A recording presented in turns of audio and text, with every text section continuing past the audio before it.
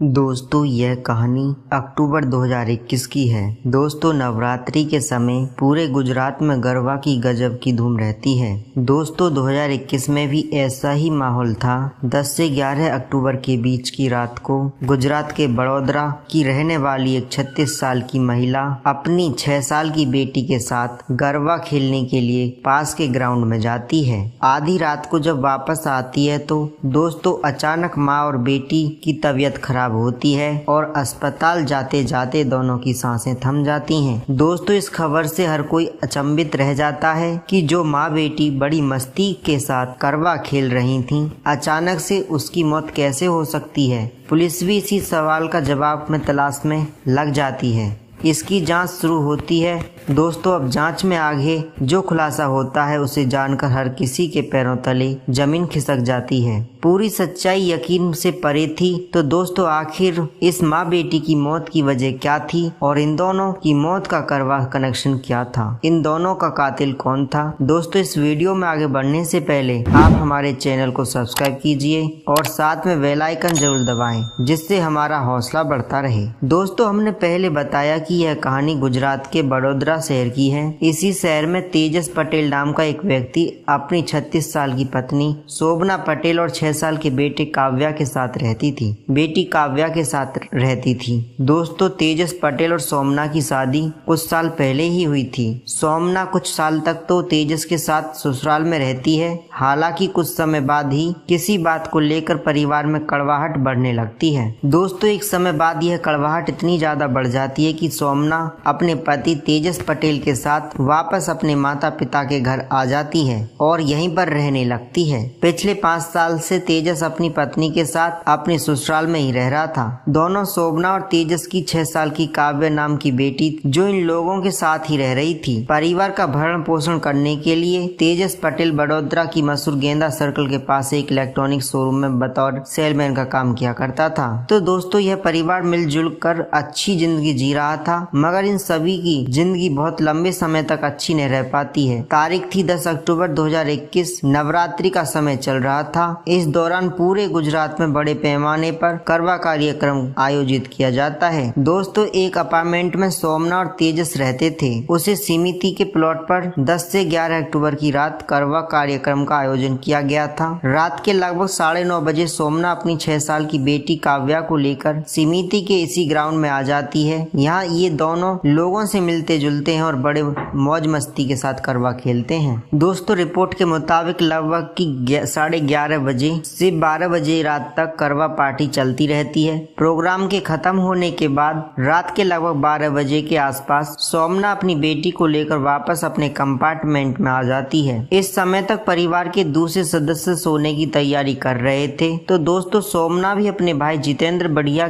को good night कहती है और अपने कमरे की तरफ सोने के लिए चली जाती है। कमरे में पहले से ही सोमना की पति तेजस मौजूद था। यहाँ पर सभी एक दूसरे को हाय हेलो करते हैं, सोने चले जाते हैं। यह सब बिल्कुल नॉर्मल था। परिवार के दूसरे सदस्य भी सो जाते हैं। सभी लोग सो रहे थे। दोस्तों लगभग रात के 2 बजे से अचानक तेजस पटेल भागते हुए अपने कमरे से निकलकर नीचे के फ्लोर पर रहने वाले अपने साले जितेंद्र बढ़िया के पास जाता है और घबराई हुई आवाज में जितेंद्र से कहता है कि पता नहीं शोभना और काव्या को क्या हुआ है। दोनों कुछ भी नहीं बोल रहे हैं और दोनों लगभग बेहोश हैं। दोस्तों ये सुनते ही जितेंद्र भी घबरा जाता है और तेजस पटेल के कमरे में जाता है। वह देखता है कि दोनों लगभग बेहोश पड़े हुए थे। जितेंद्र दोनों को जगाने की कोशिश करता है, मगर दोनों की ओर से कोई जवाब नहीं मिलता।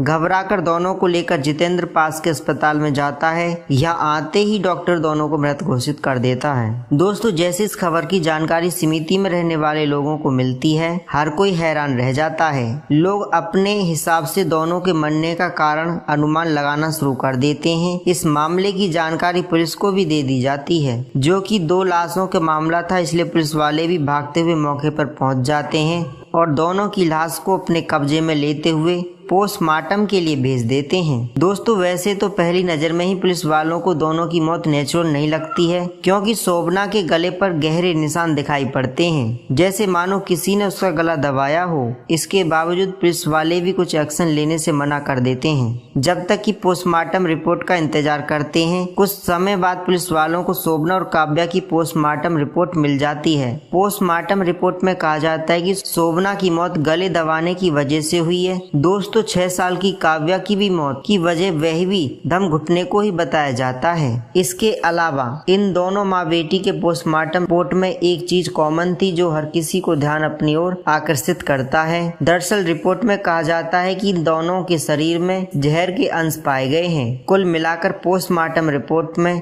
इस बात की ओर इशारा करती है कि पहले इन दोनों को जहर दिया गया, फिर दोनों का गला दबाकर हत्या की गई। दोस्तों सबसे बड़ा सवाल था कि आखिर इन दोनों के साथ इतनी बड़ी हैवानियत किसने की है। घर वालों के बयान के मुताबिक शोभना काव्या के कमरे में तेजस पटेल के अलावा कोई नहीं था, इसीलिए पुलिस के लिए प्राइम विटनेस तेजस पटेल ही बन जाता है। मामला की सच्चाई जानने के बाद पुलिस वाले तुरंत ही तेजस पटेल को पूछताछ के लिए हिरासत में लेते हैं। जब तेजस पटेल से पूछताछ शुरू की जाती है तो दोस्तों वह पूछताछ के दौरान बहुत ज्यादा भावुक नजर आता है। इसके अलावा पूछताछ के दौरान में वह बार बार रोने लगता है। लोग अनुमान लगाते हैं कि तेजस ने अभी अभी अपनी पत्नी और बेटी को खोया है, इसीलिए शायद बहुत गहरे सदमे में है। इस कारण तेजस को थोड़ी देर की पूछताछ के बाद घर भेज दिया जाता है। पुलिस को वह बस इतना कहता है कि मुझे नहीं पता कि इन दोनों की मौत कैसे हुई, क्योंकि जब ये दोनों करवा खेलकर वापस आए तो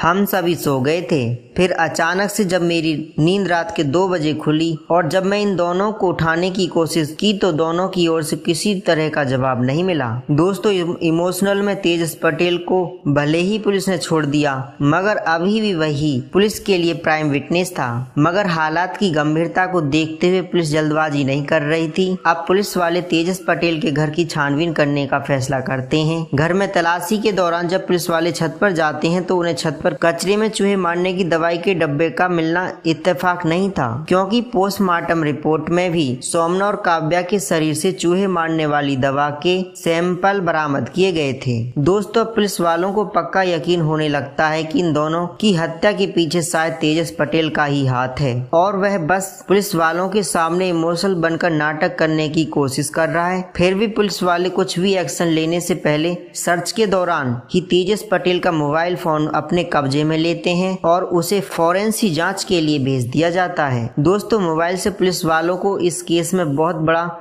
ब्रेक थ्रू मिलता है। दरअसल जब पुलिस वाले तेजस पटेल का मोबाइल खंगालते हैं तो पता चलता है कि पिछले 1 हफ्ते से तेजस इंटरनेट पर हत्या करने के तरीके के बारे में उसने इंटरनेट पर यह भी सर्च किया था कि किसी को तकिए की मदद से कैसे मारें। यह जानकारी सामने आने के बाद पुलिस वाले तुरंत तेजस पटेल को अपनी हिरासत में ले लेते हैं और इस बार पुलिस वाले अपने तरीके से पूछताछ शुरू करते हैं। पूछताछ के दौरान एक बार फिर से तेजस इमोशनल बनने का नाटक करने लगता है, मगर इस बार पुलिस वालों को उसकी चालाकी की समझ आ जाती है और बिना सहानुभूति दिखाए कड़ाई के साथ उससे पूछताछ जारी रखते हैं। तेजस पूछताछ के दौरान बार बार एक ही बात दोहराता रहता है कि मुझे नहीं पता कि इन दोनों की मौत कैसे हुई है। दोस्तों मगर जब पुलिस वाले छत पर मिले चूहे मारने की दवा डब्बे और गूगल पर चूहे मारने की दवा से इंसान को मारने के तरीके के बारे में सर्च किया जाने के बारे में तेजस से पूछते हैं तो तेजस कुछ भी जवाब नहीं देता है। पुलिस वाले बार बार तेजस से उसे इंटरनेट सर्च हिस्ट्री के बारे में पूछते रहते हैं। आखिरकार एक समय बाद पुलिस वालों के सामने तेजस वह स्वीकार कर लेता है कि उसी ने अपनी पत्नी शोभना को 6 साल की बेटी काव्या की हत्या की है। दोस्तों पूछताछ के दौरान तेजस पुलिस वालों को बताता है कि इंटरनेट पर सर्च करने के दौरान उसे पता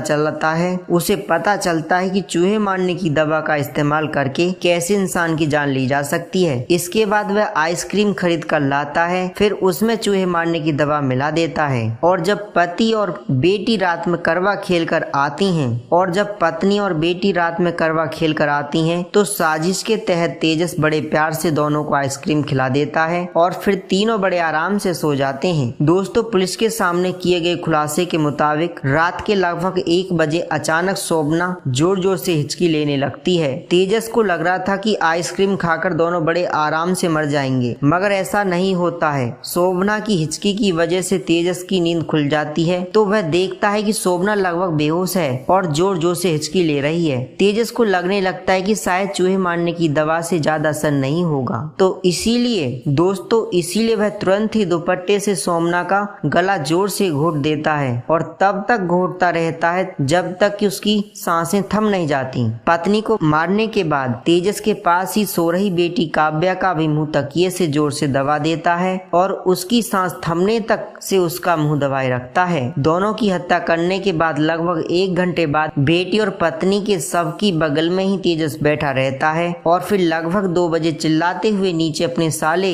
यानी शोभना के भाई जितेंद्र के पास जाता है और उसे अपनी बनी बनाई कहानी सुनाना शुरू कर देता है। दोस्तों, जब पुलिस वाले तेजस से दोनों की हत्या के पीछे का कारण पूछते हैं तो तेजस बताता है कि दरअसल पिछले कई साल से उसकी पत्नी और उसके परिवार वालों के बीच कुछ बातों को लेकर झगड़ा चल रहा था, इसी कारण वह ससुराल में भी नहीं रही थी। दूसरी तरफ पत्नी की रिक्वेस्ट पर तेजस अपने ससुराल से पिछले 5 साल से रह रहा था, मगर ससुराल में लगातार रहना तेजस को अच्छा नहीं लग रहा था। इस बारे में वह कई बार अपनी पत्नी से बात भी करता है, मगर पत्नी वापस अपने ससुराल जाने के लिए रेडी नहीं होती है। पारिवारिक झगड़ा भी कम नहीं होता है। दोस्तों, तेजस के मुताबिक इन्हीं सब बातों से तंग आकर उसने अपनी पत्नी की हत्या कर दी। जब उससे पूछा जाता है कि आखिर तुम्हारी 6 साल की बेटी ने तुम्हारा क्या बिगाड़ा था कि तुमने उसकी भी हत्या कर दी, इस पर तेजस जवाब देता है कि मैं अपनी बेटी की हत्या